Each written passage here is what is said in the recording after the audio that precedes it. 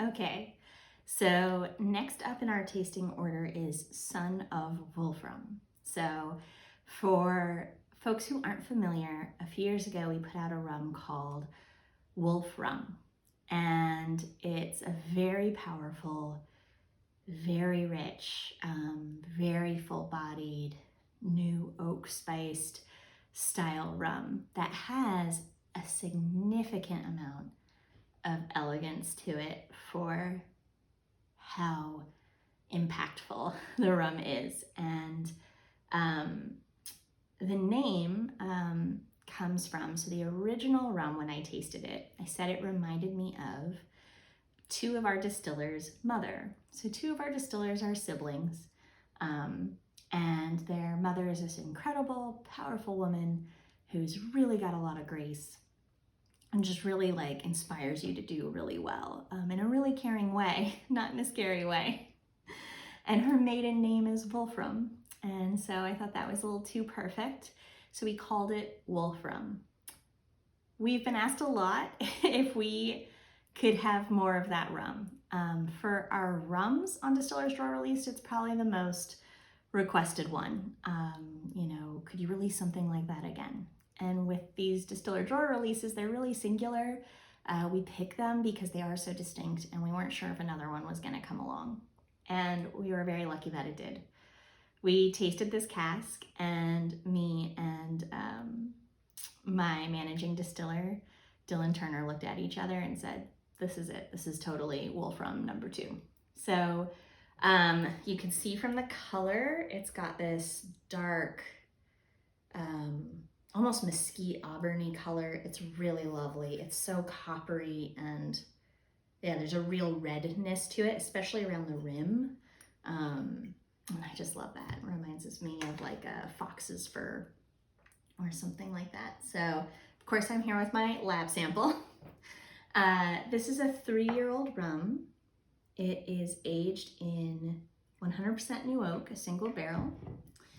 It is cask strength, 100% molasses.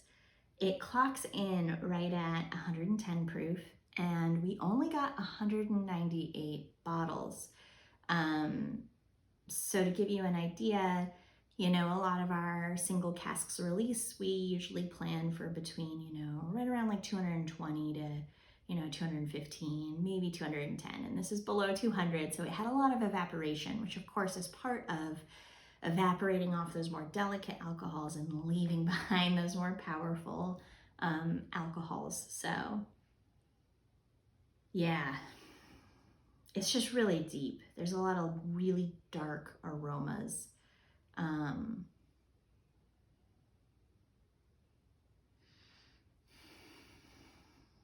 Yeah, like big black tobacco leaf, caramelization, toasted marshmallow, but in like the best possible way, with the campfire smokiness around it. And I think some of that smokiness comes from the char of the barrel. More black clove, more black allspice, deep dark nutmeg, and almost like a charred bacony flavor, like a bacon flavor. There's a real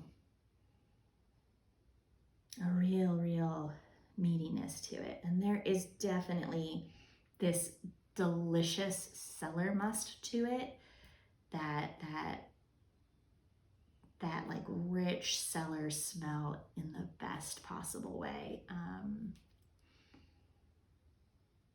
And a little bit of that wet river rock, saline, salty, oceanic, kind of North Atlantic thing we get. But this is what I would call one of those spirito di meditaziones. It's kind of a take on the Italian culture of vino di meditazione. And a vino di meditazione would be a higher strength wine that you wouldn't serve with a meal. It's something you would have after dinner, sitting alone in contemplation while it opened, and kind of kept developing throughout the evening, and in Italian, wine culture is so much about conviviality and togetherness, and with food, it's very rare to have this bottle you set aside for sort of this whole experience of being on your own and sitting alone in contemplation. So I think that's really cool. And that's what this reminds me of. Yeah, more of that dried black fig, dried green fig, dried cherry, lots of blackberry, like blackberry leaf, which tells me that's that ligniny woody quality coming through, but obviously it doesn't smell like wood, but it's become another aroma. And yeah, toasted biscuit kind of quality to it. That toasted biscuit, a little bit of heather, a little bit of almond. Yeah.